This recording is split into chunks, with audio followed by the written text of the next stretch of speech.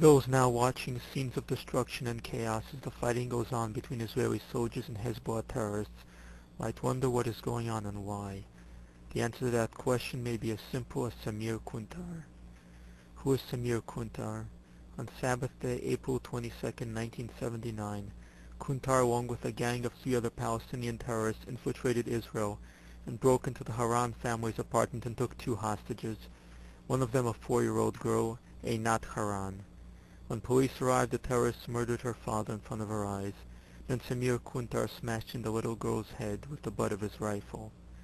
Samir Kuntar was sent to prison, but that did not end the matter. In 1985, Palestinian terrorists hijacked the Italian cruise ship the Achille Lauro, taking its passengers hostage and demanding the release of Samir Kuntar and 50 other terrorists. They picked out a wheelchair-bound Jewish-American passenger named Leon Klinghoffer and threw him overboard. Among Palestinians, Samir Kuntar is a hero. The man who courageously crushed the little girl's skull is celebrated for the deed and described as a glorious warrior. Appeals to the UN are regularly made on his behalf. Unlike his victim, Samir Kuntar is alive. He lives comfortably in his jail cell, writes back and forth to his admirers back home, and even got married and receives conjugal visits. Samir Kuntar received honorary Palestinian citizenship.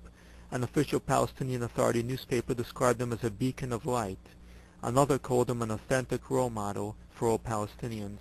Palestinian TV proclaimed, "He is your son, but he is also our son, the son of Palestine. We ask of Allah that there be 100 more Samir Kuntars, 1,000 more Samir Kuntars, 1,000,000 more Samir Kuntars." In 2004, Hezbollah leader Sheikh Nasrallah announced that he was determined to obtain the release of Samir Kuntar by any means necessary, including kidnapping Israeli soldiers. Now in 2006, that promise was fulfilled when Hezbollah terrorists, despite a treaty, invaded Israel, killed Israeli soldiers, and took 2 more soldiers as hostages. At a press conference, Sheikh Nasrallah again demanded the release of Samir Kuntar, among other terrorists, in exchange for the hostages. Israel refused and instead went to war, striking Hezbollah targets across Lebanon, blockading Lebanese ports, and destroying the airport to prevent the hostages from being taken out of the country, even as Hezbollah began shelling Israeli cities.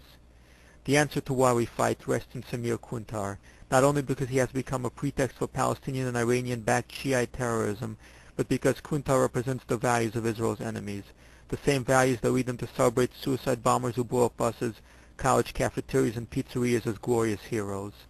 We fight because there can be no peace with such enemies, because they will not permit there to be peace. Israel withdrew from Lebanon, and so Hezbollah invaded Israel. Israel withdrew from Gaza, and Palestinian terrorists invaded Israel from Gaza. The conflict is not over a few miles of land, but over the very existence of Israel itself. It is not possible to live in peace with the sort of people who invade your country, smash in a 4-year-old girl's head, and the sort of people who would celebrate them as heroes. They can be either fought or surrendered to, but there is no third option. Israel may have superior firepower on its side, but its enemies are backed by nations like Iran and Saudi Arabia, larger, wealthier, and more powerful. And they will continue sending terrorists like Samir Kuntar against Israel until the terrorists are finally defeated.